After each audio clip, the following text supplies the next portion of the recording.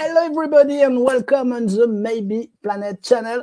We are very happy and very proud today because for our first show for this year, we will discuss with Beatriz Villaroel. Beatriz, how are you doing? Hello, how are you doing? It's really a great pleasure to speak with you today. I say in France, we have Nathalie Cabrol. I guess you know her. And I think you will be one of the most important searchers on extraterrestrial search in Europe and in the world in a few years. I hope. I don't know. Let's see what God wants. Yeah. For this show, we are sorry for my English. We are with Tom. Tom, how are you doing? As fine as possible, and very happy to be here. Yeah, and we are with Luc Dini, the Sigma 2 boss. Luc, how are you doing? I'm fine, thanks. Yeah. Luc, I want to thank you because it's you. You have to say it. I'm sorry. Tu nous as mis en contact avec Beatriz. I introduced Beatriz. Yeah, for this show. And thanks. Luc, of course, your book, the Luc book, OVNI, and it's funny because I see the book not on UFO book, but on astronomy book. I think it means something. So you will begin. Beatriz, I guess it's your first public discussion for the French public? Yeah, because you were on the Sigma 2 symposium, but it was not a public discussion. So, for the French public who don't know you, can you introduce yourself? Bonjour, je suis une astronome. Hey, you speak French! Okay, and I continue in English. So I'm an astronomer in Sweden at Nordita, Nordic Institute for Theoretical Physics. Yeah. And I love France. I must say, I even have family in France, so I have a special place for the country in my heart.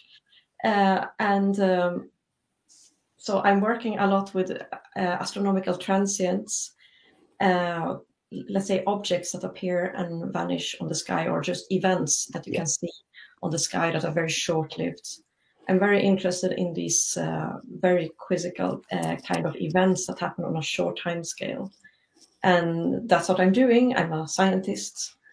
And I'm, of course, working a lot with data and existing images in catalogs. Yeah.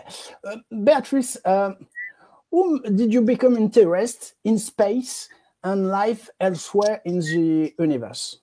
Since I was a small kid. I was absolutely fascinated. You have seen something, perhaps? No, I think I have to blame my big brother and my big sister because, you know, I was 3 or 4 and when my parents left the house, they showed me Terminator, Star Wars, and all that. So I think I have to blame them for the interest. And I became fascinated, like, is there life elsewhere? Can we really be alone? No, we cannot be alone. But it wasn't my only interest. I have always been interested in a lot of different things like music, and I liked painting when I was younger, writing, and all these kind of different things. And but science, I started actually off in molecular biology, and I thought that I would have a career in molecular biology. But then my fascination for astronomy and these big questions that even tie into the like most existential questions, like who are we? Why are we here? Are we alone? All these things made me so fascinated by astronomy and in particular, like galaxies. I loved galaxies. How I was wondering, how are they forming? How do they get these beautiful spiral structures? And what about AGN, active galactic nuclei, quasars, and all these questions? They really fascinated me, and that's how I became an astronomer. Like gradually, not always as planned, but it became like that. Yeah, I guess it will be difficult because you're a woman, and we know it's astronomy is a man world. And when you have said, I want to search, I'm interested about the possibility of extraterrestrial life, I guess it will be difficult to go forward. I think it's like a lot of people try to protect me against going for the SETI topic because I said, oh my God, you're doing so well here in this classical stuff. Why don't you continue on the classical road? And I'm curious. So once I get curious, there's no force to stop me. And then then of course I started diverging. I think we're getting She's here. Yes, except for that force. Well, once I'm curious, I go to watch where I want to get the answers, and that's how I ended up doing SETI. I started wondering, like, can a star vanish? And what could make a star vanish? Like, both, has anyone ever searched for it?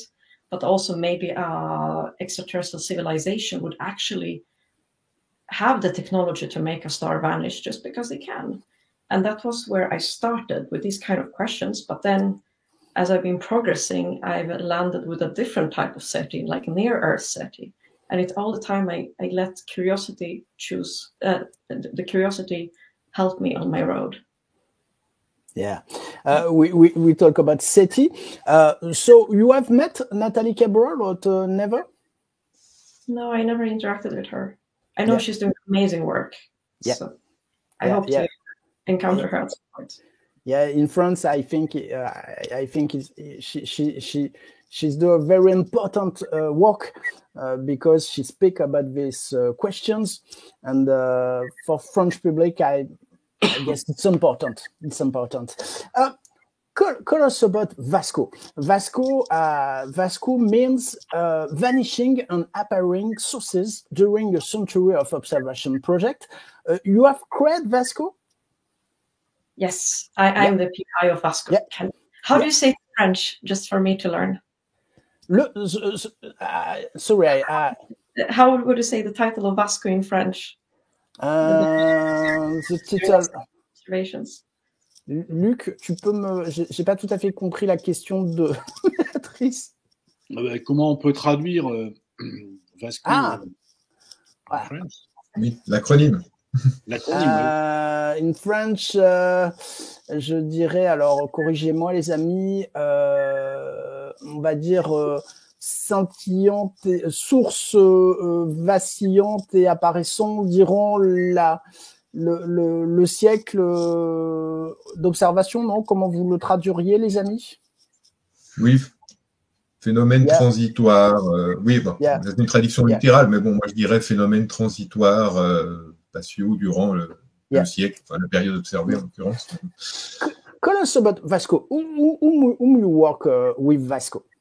So we are actually a team, and there are maybe 40 people who are involved or have been involved at different stages. Yeah. And it started with a question that when I was curious, like, can a star vanish? We wanted to find this example of the star that is there for hundreds or thousands of years and is there, and then one day it's no longer there, and we would have found this failed supernova, or we would have found some, SETI candidate, something that indicates extraterrestrial civilization. Well, we didn't find that. We found something else that I will come back to later, but in our searches, when we were doing all this massive work, we worked, for example, with the Center of Astrobiology in Madrid, and where my colleague Enrique Solano has been has created wonderful and really powerful tools to go through these terabytes of data, image data that we have. And we have also been working with a citizen science project where any citizen can come in and they can help us looking at this web page. We have it in English and in French. And you can go there and you can compare images from the 1950s with images as they look today. Yes, that is our team. Your team. Not everyone sent their photo. So we are doing this citizen science project, and in particular with Algeria and with Nigeria, and that have been leading a lot of the effort they have been doing a lot of connection and like public outreach with schools, with students, with amateur associations. There have been a really, really wonderful effort happening in that sense, and tying in our research question with the with educational purposes. So that has been one part of VASCO, and that has been led by my African collaborators. Tom, you have a question for Beatriz about Menzel? About Menzel and these famous plates. Yes. Because Donald Menzel has destroyed many of these plates. But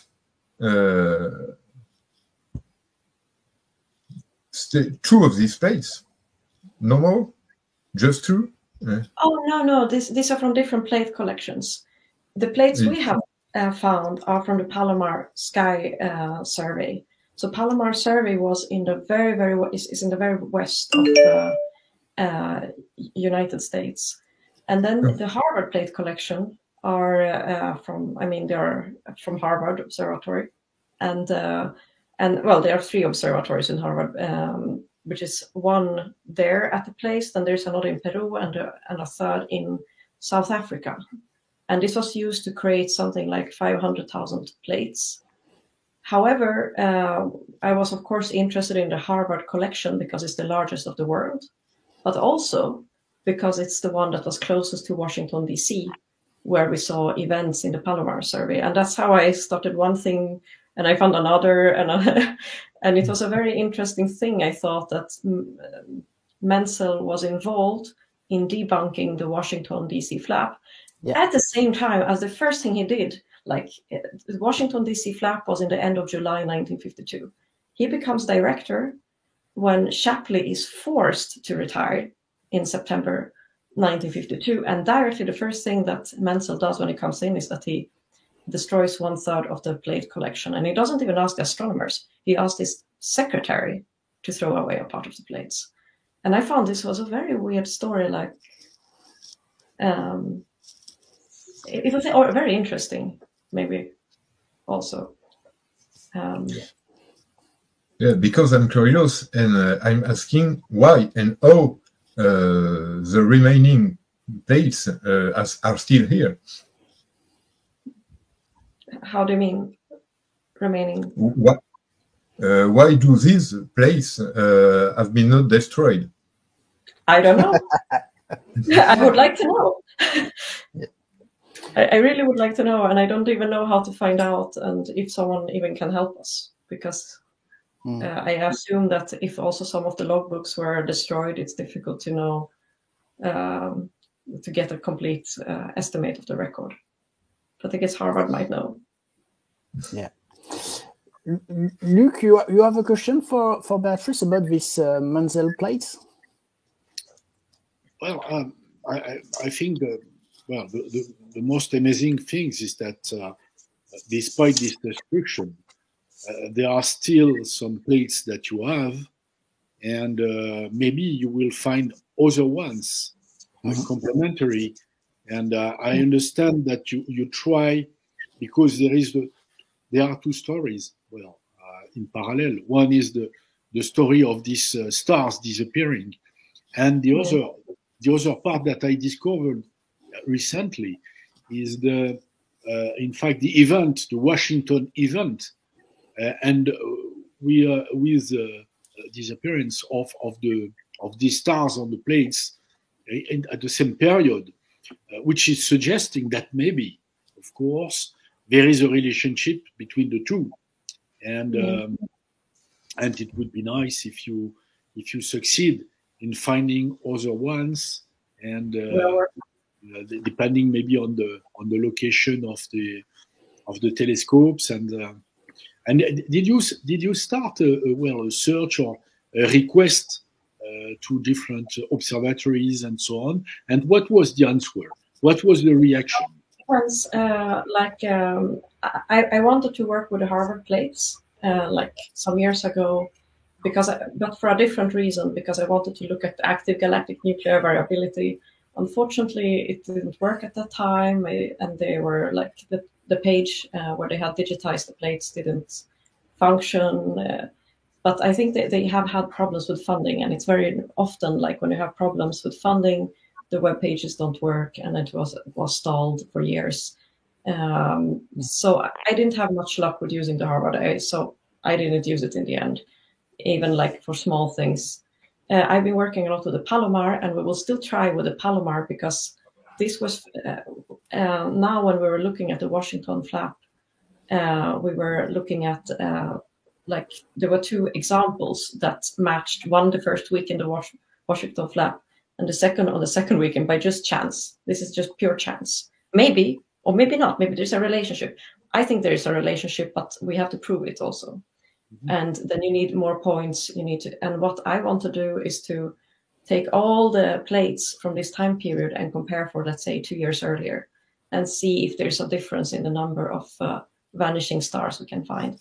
Because it would be nice to also have something statistical. Now we see these interesting coincidences that I think are very indicative of some kind of relation, but it would also be nice to really settle it. And that's where I will be working in that direction, see if I can settle it. Maybe I can't, and it will stay like coincidences, but then I want to know. And I want to know how it is. Yeah. It's a big story. It's a very, very big story.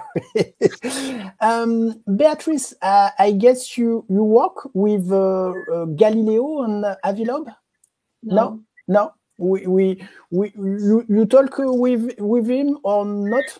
Yes, we are on a friendly discussions always. We have a lot of communication about aliens and so on. He's very supportive. He's very, very kind. Yeah. Super inspiring scientist. Yeah, we have talked with him next week, I think, Luc. I don't remember. It was in 21 or 22. I don't know. Oh, I don't remember. Maybe last year. I don't remember exactly. Yeah. But yes, I was lucky, and thank you for inviting me. Yeah, it was a pleasure. Yeah, of course. Beatriz, we saw scientists, Avilov, yourself, Nathalie Cabrol, who have interest about this subject. Whom do you feel the reaction of science? It is difficult to speak with other scientists, or it's become more easy than a few years ago? I'm not sure I understand. Sorry. You know, the UFO subject, the life in the universe, become more mainstream this years. That's true. It's becoming more mainstream, but I think I also start developing lack of caring about, in some ways, if people get upset with me for talking about it, because I want to feel free. I want to feel free when I think or when I do my science. I don't like to be constrained to a box and people telling me, don't touch the topic or your career is destroyed. Don't touch that thing. They will think you're crazy. And I say, people anyway think that I'm crazy. So that doesn't matter. Yeah. So it's a double thing, I think. Yeah, there's a lot of work to do. Tom, you have a question about I don't remember. About the astronomers. This one. Because Beatriz, you wrote in a recent article last month and year, few astronomers felt impressed by the US Navy videos or government reports. So, but do you know anyone who impressed, or at least more curious about these videos and the UAP phenomenon? I think astronomers are they have rather like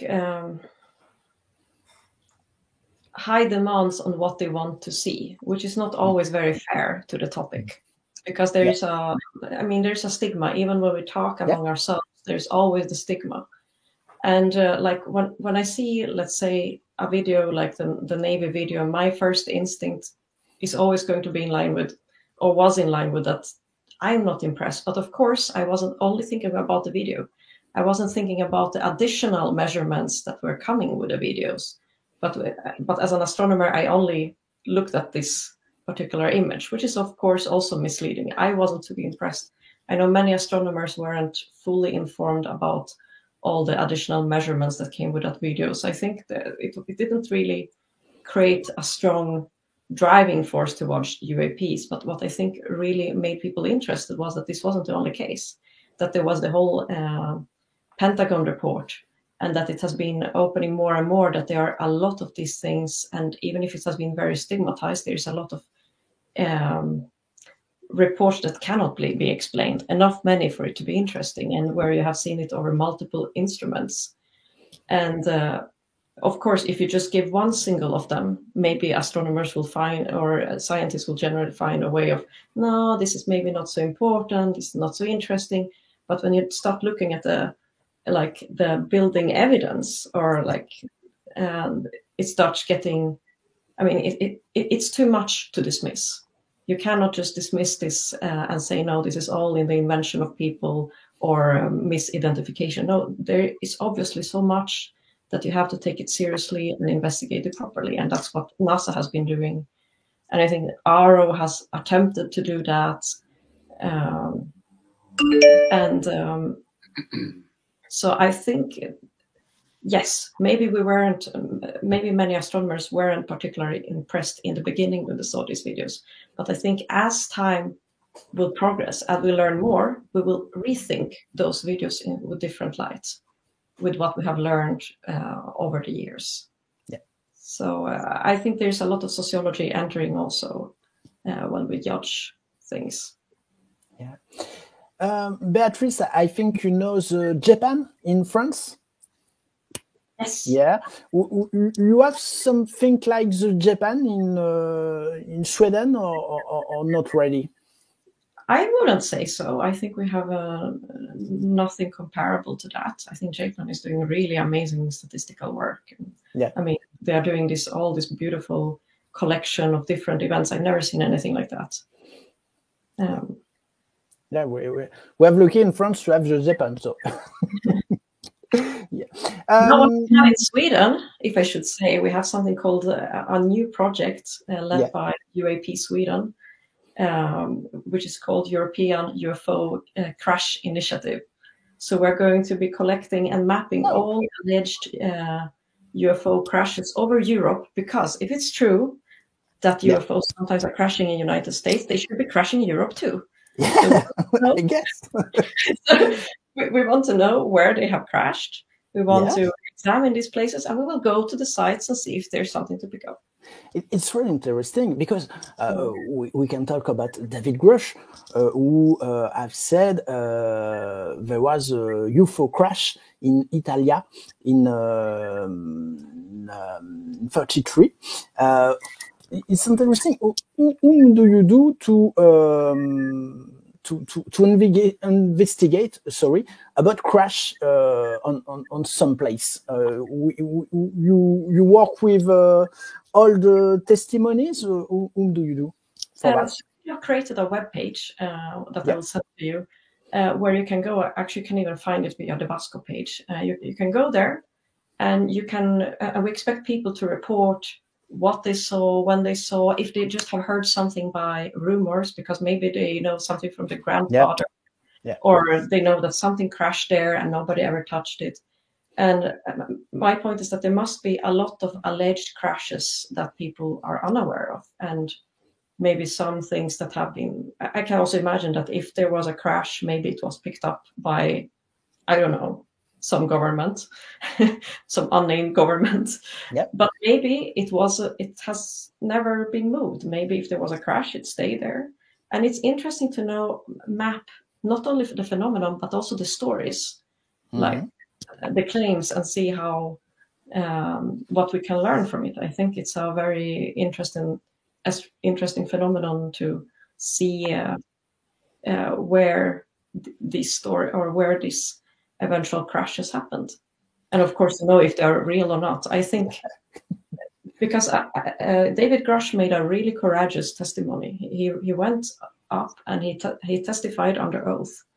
And now I think it's up to scientists and everyone else to find the evidence. He has done his work. Now it's up to the scientists to do their work. Yeah. This morning I sent you the Dr. Kirkpatrick paper in Scientific American. I don't know if you had the time to read it. What do you think about what say Kirkpatrick in this paper?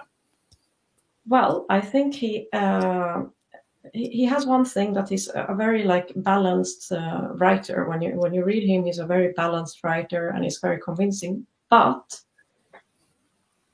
I think we have cases from the VASCO, and I don't think he has ever discussed them. I sent him it 2 days ago or yesterday also. My VASCO the brief, and I haven't received any reply. So I wonder if RO are taking my work into account or ignoring it. I don't know. So I cannot say anything until I know. Yeah, because RO don't speak about other countries. We have talked with Vincent Coste, the Japan boss, and he said he didn't talk with Kirkpatrick. We have talked about David Grush, and we know Grush and Kirkpatrick. It's an open war between the two men. Do you think testimonies like the David Grush testimony is a good thing for science, or it's a bad thing for science? I think what he has done is extremely important for science and for society, and we should take him seriously. And I think we shouldn't be asking him to produce the evidence. It's up to the scientists to find the evidence. That's why we are scientists. We're professionals. We have to be creative and find ways how to test the hypothesis. We're provided with important claims, and now it's up to us to design experiments. That's where the creative work enters, and where we can have a lot of fun trying to see if this is true. What are the implications, and what can we expect to find if we do this or that experiment? Yeah. So I think what David Grush has done is extremely impressive. And that's my point of view. Yeah, just to go forward, if we see in a few months or in a few years, David Grush was wrong. Is it a risk for the research or not for you? I think every science stuff we do is an adventure. Yeah, and we know that yes, it might be wrong. Maybe it's wrong. Maybe we will find nothing. Maybe it'll turn out that everything was just secret US experiments. But we learn something on the way. Still, by searching for, let's say, searching for the things, I still learned about Menzel destroying plates. There is still something that maybe was hidden in those plates. Why he destroyed them? Maybe that's the reason why he did. And you still learn always something along the way. I don't think any time is lost there. I think it's just a natural part of the process that sometimes you're right, sometimes you go astray, and sometimes you're wrong, and sometimes going wrong leads you right, but in a different way, just to a different type of right. Yeah, it's just a matter. It's just a road, and whatever is the answer, it doesn't matter. It's like we will arrive to something interesting or find something interesting along the way. Yeah. Tom, Luc, you have questions for Beatriz? Yeah, Tom. Yeah. So I was thinking about the plates and the Washington's carousel the same year, the same day. And so Beatriz, you are watching Near Space with the VASCO project. But could I ask to you, you personal point of view about a possible relationship between your works and the strictly atmospheric unidentified phenomena as called UFOs or UAPs? Well, so I'm of course interested. I see some anomalies that cannot be explained by conventional astronomy. Maybe they can be explained by some atomic bomb test that happens to produce some, I don't know, some false stars on the plate that all coincidentally have the same shapes as real star. Or maybe that's a very far stretch. Maybe an easier way of looking at that is that what you see is actually real, where I'm heading. And then an easy explanation is that you see some kind of artificial objects outside Earth's atmosphere. It's easier to produce these kind of stars on the plate by having some artificial objects. And at least that's the hypothesis I work from nowadays. And if what we see is real, as I think it is, then the easiest explanation is that you're seeing these kind of artificial objects. And you can call it UFO or UAP. I always write UFO. I like UFO, it's easier, kind of. But it could also be just a ET probe, let's say a civilization in a nearby system sends some kind of probes to explore the Earth or outside the Earth, and it stays there maybe for millions of years. Imagine that these objects could be old. They could be there for millions of years, just going in orbit. And maybe what we see are these reflections, like as they tumble and go and orbit the Earth, maybe sometimes they give off solar reflections, and you simply see them as little transients, and that's what is maybe on the plates. Or maybe you actually see some emission from these artificial objects as they do something funny. If it's a UAP or has some very different physics, I don't know. But I see an interesting hypothesis to explore when I see anomalous objects, multiple of them, appearing and vanishing within 1 hour in a very small space, which doesn't fit with anything astronomical we know. I find that interesting. So that's the connection I see. What are the objects that appear and vanish so fast? Unidentified astronomical plate objects, so I don't know how you would call it. Yeah, a new word. A new word. Luc, in June of the last year, you have created a symposium with Sigma 2. Beatriz was guest. What is the interest for you about the Beatriz work in this domain? I'm sorry. Sorry. Just the end. Yeah. What for Sigma 2? What is the interest of Beatriz's work? Well, I think there are at least two main reasons. The first one is related to the subject of the webinar that we organized. That was about UAP and optical observables of UAP. And of course, we were happy to welcome Beatriz and other scientists from different parts of the world to explain their experience, their perception of UAPs through different, with data collected by different kind of sensors, And in this case, for Beatriz, of course, it was an explanation about the VASCO projects and the use of telescope data that are operated to collect data on stars, on galaxies, okay, which is completely different, for example, from a presentation from Dr. Kevin Knuss about data that were collected by infrared camera, or so it was an inventory of different kind of data, different kind of sensors. That's first thing. Second reason is, of course, related to Beatriz's environment.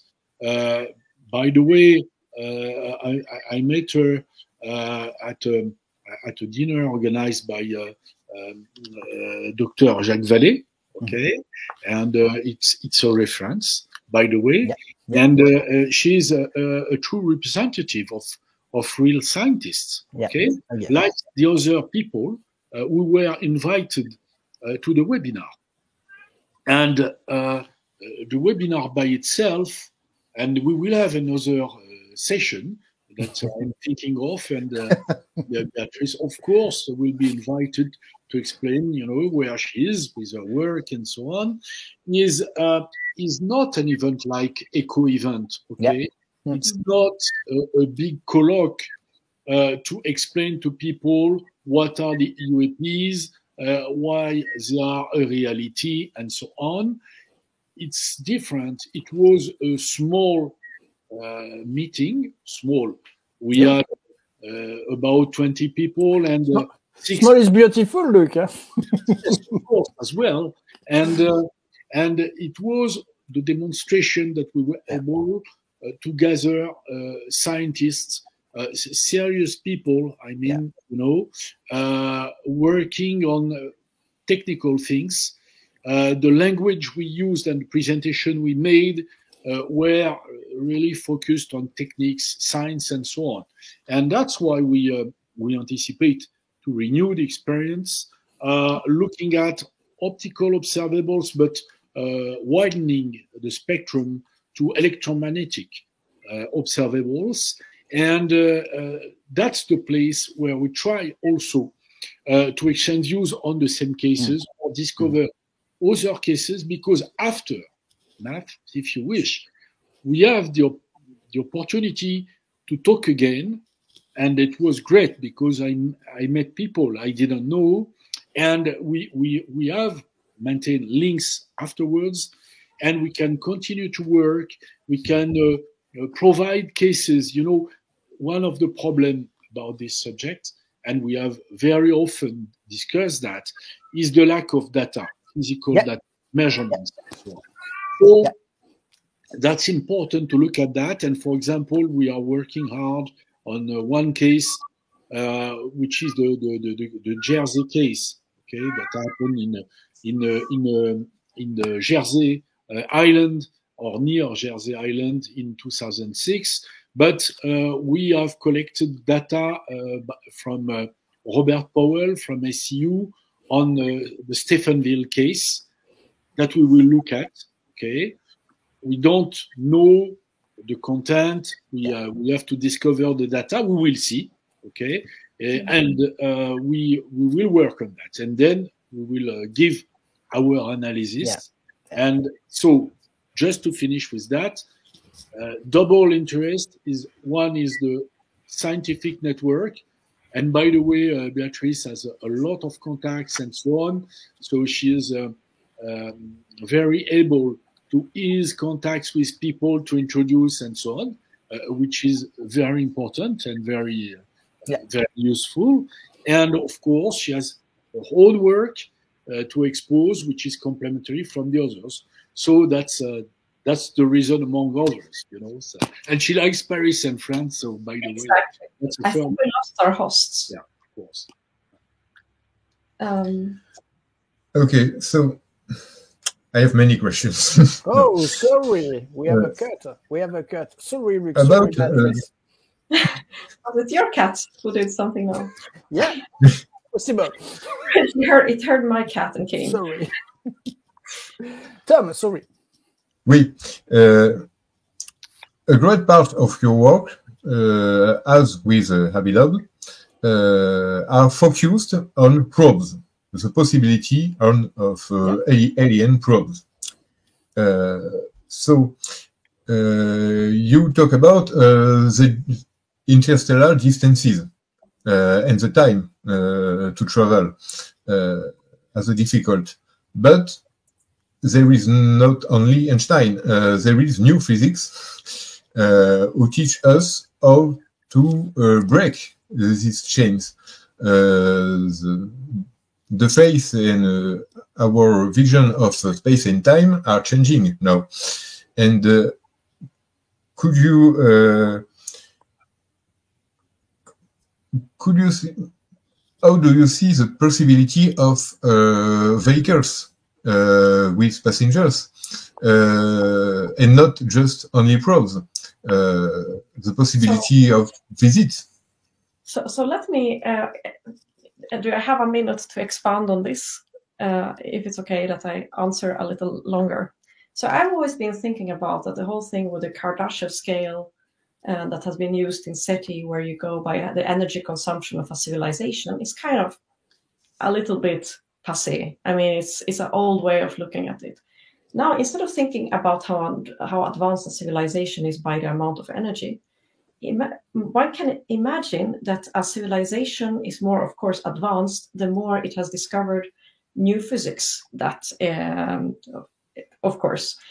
So let's say a civilization similar to ours is going to find the absolutely easiest way to communicate with another civilization far away is going to be either some laser or radio, or by sending a probe that is like similar to Voyager or Pioneer and let it go there for a long, long time.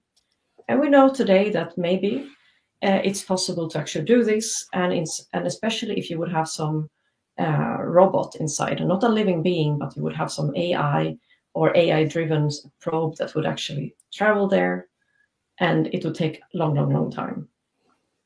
Now, maybe a more advanced civilization that is simplest is going to be able to produce something in between living beings and robots to send them for a very long time, or even to send them at at some fractions of the speed of light. So I assume that the more you can cross the difficulty barriers, the more you can, of course, do, and that will be the more advanced civilizations will simply always impress us with something new. And maybe there is this new physics, like we say, like I heard a lot of discussions about interdimensional beings, and maybe a very, very advanced civilization has discovered all these extra dimensions, if they exist. Or maybe that never happens, but let's assume that you can simply do this scale by the amount of new physics you would have to discover. And of course, breaking causality must be the absolute top, I would say, like breaking energy conservation. So that would be really need a really super advanced civilization. So when I look at this scale that I create in my mind by imagining the difficulty level or the advancement in physics a civilization would need to do, I think that if we discover something here, most probable it's going to be a boring AI probe from a different civilization, and not time travelers. Yeah. Yeah. That's how I see it. Simply by what's the easiest to what must be the most common in the universe, even if you have access to all that physics. That's my perspective. I don't know if I got confused on the way, but it was clear for me. Great. Luc? Yeah, well, I would like to make a comment about that. Concerning, probes, machine, or with a crew, or alpha crew, if you imagine combination of being and a machine. There are books, written about some scenario of, travel, interstellar travel, and why visiting us, how long, for space travel and so on. There is a good book that was written by Michael Michaud, named Encounter with Extraterrestrial Civilization, where he's really making an inventory of different scenarios and so on. But back to the point, I think that there are two subjects in terms of technical or scientific matters related to supposed probes. One is related to the object by itself. And by the way, this is more or less the subject which is depicted by David Grush, okay? Mm-hmm. Not in scientific or technical level, but from, I would say, a national, political perspective. There are technologies or objects that has been discovered and they are undercover for some reasons and so on. Wrong or true, that's the level of information. However, of course, if it's the case, discovering such objects and technologies and so on is something important. However, back to the point and the analysis from Beatriz, and I asked the question, do you have any estimate or attempt to estimate the altitude and so on, if there are several measurements and so on? Why? Because the other point, and that's why I'm very insisting on the collection of data, is that collecting data about objects, traveling in our atmosphere or whatever around the Earth and so on, is something very important to try to size interaction with our own medium, including if some of them are coming from other dimension, maybe, who knows, because it will help to understand what is the physics or the observables of the interaction, and maybe it will help us just to touch, this first signal or this first sample of physical reaction, with our environment. So the way to touch, to this physics that we are ignoring, in fact, that's, something which is important. And it can't replace the object or supposed object that could be in a warehouse to be analyzed, which is another piece of the story. But referring to the observation and the collection of data is very important because it gives us information about where it could come from, how it interacts with our medium. That's I'm in complete agreement with Luc, and that's why my main project now is not going to be VASCO, but something called ExoProbe, where we set up several telescopes in order to search for probes outside the Earth atmosphere, because we don't want to deal with all the flying airplanes and national security issues. We want to stay away from national security issues, and we will search for probes, try to localize them by having multiple of them, verify them directly when you see this blink or any objects, and eventually characterize them with a spectrum. Because I think exactly no matter what it is, we want to have the best possible data when we look for them. Because the problem with VASCO, so I love VASCO and I always work with it, and it's great because it's in the sense that we had a completely clean sky when we saw these images. And you see, by chance, our best candidates fall on the Washington flap. Something worked with the method, but we only have one image of every event. It means we don't see it with multiple telescopes, we see it with one telescope. It means that you cannot really say where the object is today. You cannot even try to infer anything about it. It was there and it isn't there anymore. Now, if you collect data correctly, like Luc is saying, if you collect the data really professionally and carefully, you will be able to answer all these questions, even if they come from a different dimension, maybe like Luc proposes. So I strongly believe in the data collection here. Yeah, it's the most important bit. Yeah, I agree. Beatriz, what are your hopes for the next years? What can you imagine we find extraterrestrial life? So what I can imagine generally, like everyone. Yeah. So it's my cat. She's back. She wants to speak. We already landed. Yeah. Shut up, your man. So we will get the first signals of communication. Yeah. He's hungry. Yes, when they say let us in. Okay, on a more serious thing, I imagine that there's going to be several different groups now, both academic groups and those groups in the military that are secret, that are going to work on trying to explore the issue and maybe try to be first, because I think that what is happening now is competition. I don't think this is anymore that one little group works here and another works there. No, I think there is seriously competition between the different groups in academia and also between the different, maybe even different countries. So, and people talk about disclosure. Maybe the competition really is like to bring evidence forward as fast and credible and carefully and accurately as possible, and to be first about it. That's what I expect, that there's now a ramping up of this of the speed. Yeah. And I think it's going to go faster than a JWST, honestly, because the JWST, there will be much more discussions about, even if you have this, there was a 1 sigma detection a few months ago of this planet, this ocean world. Now, even if they get a 3 sigma or 4 sigma or 5 sigma, there still will be a discussion.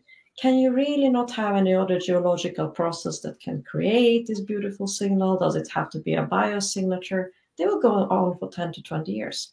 No, I think the first signs are going to come from this community, not from the radio SETI, not from the biosignature, but from the artifact SETI community or from the UAP world. And there's going to be all this energy going into the topic, pushing it from all kind of directions, because people enjoy it and people want to know and people want to be first. So that's what I expect is going to happen the coming year. Like, I remember 2 years ago, I was giving an interview and they asked me, when do you think life will be found? I said, in 2 years. Okay, now past exactly those 2 years. So now I say, in a few months. Yeah. We are near the hour of show. Luc, Tom, do you have a last question for Beatriz? The last question. The last question. We talked about the artificial life, but there is obviously a biological life anywhere at the beginning. And I would like to know your global vision of the exobiology today.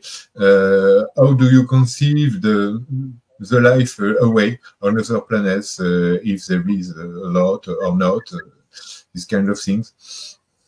I think it's everywhere. I mean, you have so many of Earth-like planets, just 40 billion Earth-like planets in the Milky Way. And you know that you have found amino acids, like 80 different types on meteorites, on asteroids. You have found the basic building blocks of the DNA molecules everywhere.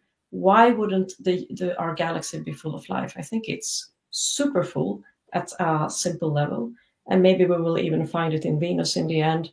Maybe we'll find it in the moons of Jupiter and Saturn. And I think it's very likely that primitive life is everywhere. Now the question is how common are advanced civilization? How long do they survive? And maybe a very advanced civilization has some kind of self-killing mechanism once we reach a nuclear power. Also, I mean, but I don't think that. I'm an optimist. I think life has a tendency of always winning and surviving, because it's a little bit like a virus or a disease. It will be everywhere. That's my thoughts. I'm an optimist. It's a good message for the future. Life is anywhere. Luc, do you have a last question for Beatriz? Well, yes. When do you plan to come to Paris for a colloque? I was sure. I would love to come in the late spring or summer. Yeah. Okay. Yeah. Okay. Yeah. And we will invite you to. We have sometimes some VTC from the Sigma 2 group, and Beatriz is a correspondent for Sweden to Sigma 2, and we have to work out the subject of observation, trying to make a link between various topics. One, of course, is an old one, is related to the use of the Fripon network. Yeah. We try with some research organization to see how they could help and provide support to the MCA team who is in charge of the Fripon network. But we have also Raymond Piccoli with the network, and I met. I had a discussion recently with an astronomer from Belgium who is very interested in UAP, and they have their own network. So we have to build up some links and see how far we can, help each other. And so I will invite you to participate to a next meeting. Anytime. I love Paris, and I really enjoy the group because this is so good quality science being done in the French Sigma too. So it's for me a pleasure to connect more. Come to Marseille too. We have the sun. We have the sea at Marseille. We have a wine. Yeah.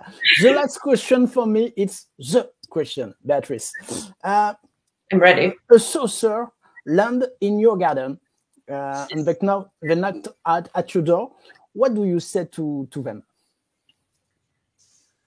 Do you have something better than chocolate you can invite? It's impossible. They come for chocolate.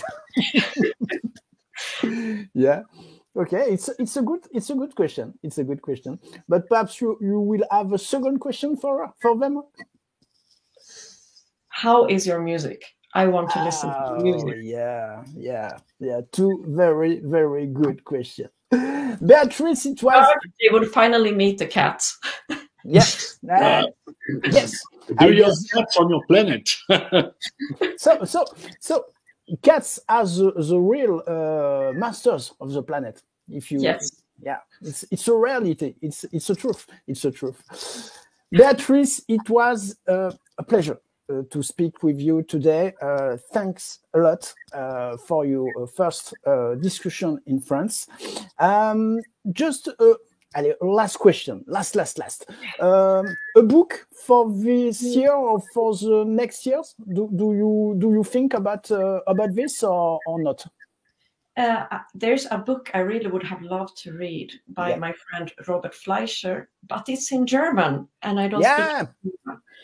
So I heard that book should be really, really good. Yeah, so I'm hoping there will be a translation to Swedish or English.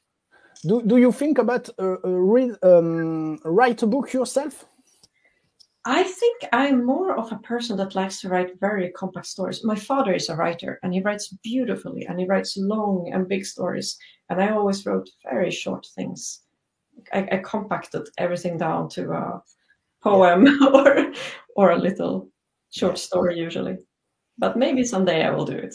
Maybe someday I will get that. I used to love writing when I was younger. I wrote a lot. Yeah, I think it will be a good thing. And a good book too.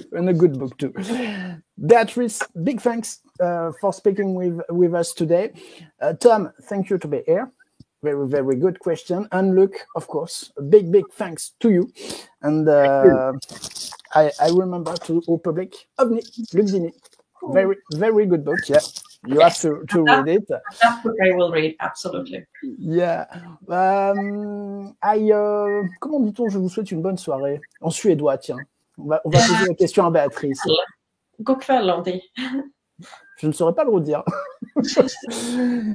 Merci. Alors, je vais finir en français. Merci beaucoup à vous tous d'avoir regardé cette émission. Et puis, je vous souhaite une très bonne année, puisqu'on est encore dans les temps pour le faire. Et une très bonne fin de journée. Thank you, Beatriz. Thank you, Luc. Thank you, Tom. Bye bye. Bonne soirée.